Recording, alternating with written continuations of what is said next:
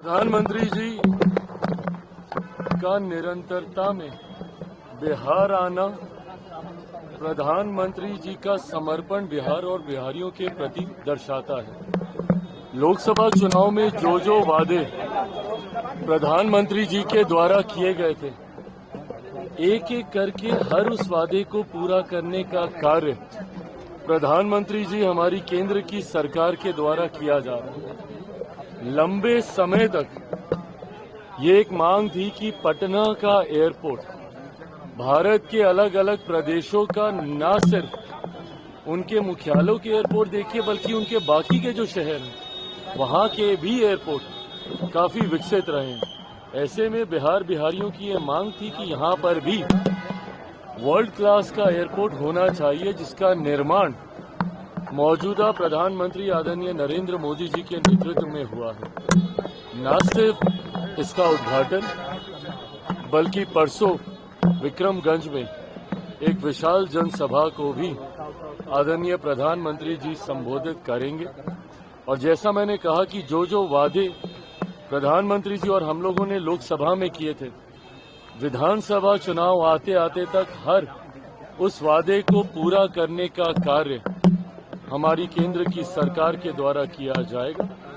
और विधानसभा में हम लोग एक नए लक्ष्य के साथ बिहार को एक विकसित राज्य बनाने की सोच के साथ, उस लक्ष्य के साथ हम लोग आगे बढ़ेंगे। अगला 5 साल प्रधानमंत्री जी के नेतृत्व में डबल इंजन की सरकार जो बिहार को परिणामों के बाद मिलेगी, वो अगले 5 साल बिहार के लिए गोल्डन एरा के तौर पे होंगे, एक स्वर्णिम काल के तौर पर होंगे, जिसमें सही मायनों में बिहार एक विकसित राज्य बनने की ओर अग्रसर होगा। तेज प्रताप यादव जी को लेकर जो प्रकरण फिलहाल बिहार में चल रहा है और पूरे देश भर में इसकी चर्चा हो रही है, लालू जी ने उन्हें पार्टी से ही निकाल दिया 6 सालों तक।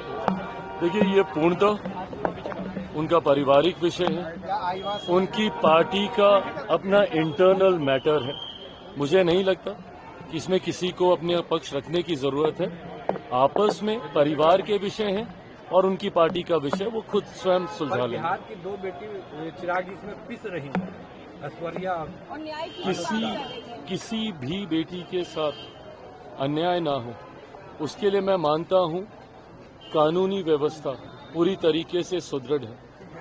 पर अगर उसके बाद भी अगर कभी कहीं ऐसा लगा तो जरूर अपने पक्ष को मजबूती से रखा जाए। बिहार में लगातार आपराधिक घटनाएं हो रही है, राजधानी पटना में गोलियां चल रही है दिन दहाड़े। चिराग जी, ये बहुत ज्यादा चिंता का विषय है। और जिस तरीके से पिछले एक आध दिन में एक के बाद एक बिहार के अलग अलग जिलों में, पटना में जिस तरीके से एकदम निडरता से अपराधियों ने अपराध का तांडव रचने का काम किया है, ये यकीनन बहुत ज्यादा चिंताजनक है। मैं मानता हूं कि राज्य सरकार इसको उतनी ही गंभीरता से ले रही होगी और जल्द से जल्द दोषियों पे कार्रवाई की जाए, ताकि अपराधियों में जब तक कानून का डर भय नहीं होगा तब तक संभवतः ऐसी घटनाओं को अंजाम मिलता रहेगा। पर ऐसे में राज्य सरकार को पूरी गंभीरता के साथ इसके ऊपर एक्शन लेने की जरूरत है, जो मैं मानता हूं कि सरकार जरूर ले रही होगी। पिछले दिन आप तेजस्वी यादव से मिले थे, उसको लेकर कई मतलब निकाले जा रहे हैं और कह रहे हैं चिराग पासवान एनडीए को धोखा दे। मैंने बार बार कहा है, व्यक्तिगत संबंधों को राजनीतिक मायनों में नहीं तोलना चाहिए। और ये किसी से छुपा नहीं है, मेरा उस परिवार के साथ पुराना रिश्ता रहा है। मेरे पिता आदरणीय रामविलास पासवान जी, आदरणीय लालू जी एक दूसरे के साथी रहे, सहयोगी रहे, समकक्ष रहे, एक दूसरे के साथ मिलकर काम किया।